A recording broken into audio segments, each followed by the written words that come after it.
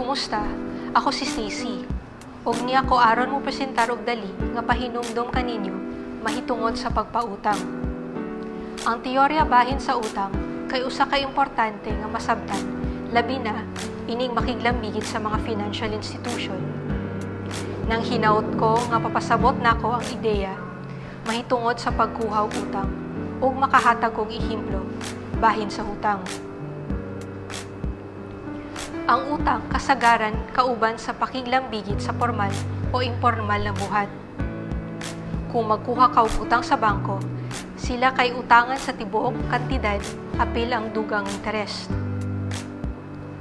Ang katawhan mamahimong mukuha og utang sa miyembro sa pamilya, higala og sa mga utangan.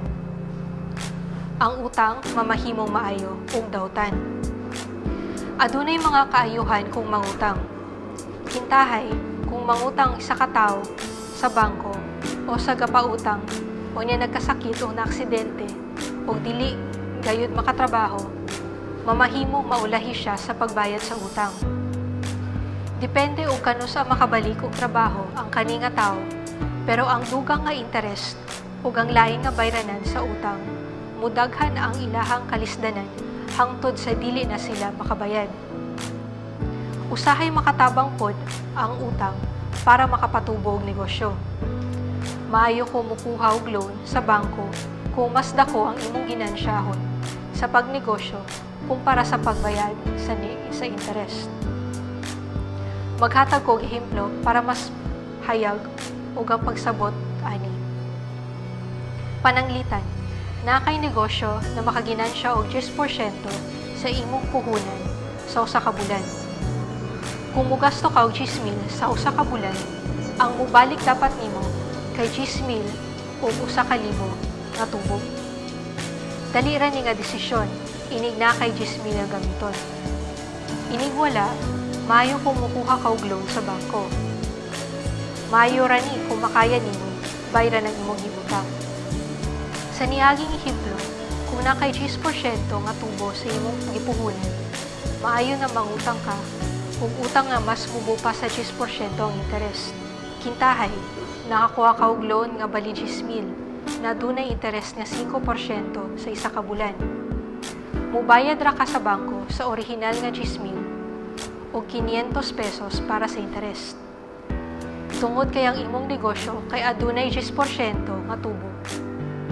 Pag human nimo bayad sa loan, naa pa kay 500 pesos na mabilin. Pananglitan, nikuha ka og loan na adunay 15% nga interest. Ang imong bayran kay ang orihinal na 10,000 og 1,500 na interest. Tungod kay ang ginansya nimo kay 1,000 pesos ra, makabayad pa hinon ka og 500 pesos para sa imong puhunan. Pareho ra kung magkinahanglan ka og kwarta sa negosyo para mabayaran sa duha ka bulan nga adunay 5% nga interest kada bulan. Pagkahuman sa duha ka bulan, nagkaginansya na ka sa imuhang negosyo og 11,000. Ang imong gibayaran sa bangko kay ang orihinal nga 10,000 ug duha ka bulan nga interest nga 500 sa una ka bulan, 500 sa ikaduha. Ang imong tibok nga bayaran ay kay 11,000 pareha sa imong puhunan. Pasabot, tanang kwarta na imong nakuha kay gibayad ra pud nimo sa interest. Sa sumasama nga panahon, dili pud maayo nga dako kaayo ang imong utang nakuhaon tungod kay makadaot pud kini. Nakakanunay ang posibilidad nga malugi ang negosyo. Ining mahitabo na kinahanglan gihapon nimo bayaran ang imong gihulam sa bangko nga wala kay laing paagi para mabawi ang imong nawala nga kwarta. Mudako hinuon og maayo ang imong giutang hangtod sa malumos na ka sa imong giutang.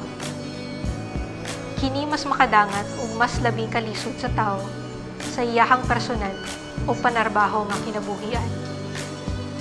Maong kinahanglan masabtan kano sa maayo o dili maayo mangutang. Naghinaot ko na nakatabang ni kani nga video para makabuhat mo og maayong desisyon upang mas madali makabutang inyong pangandoy.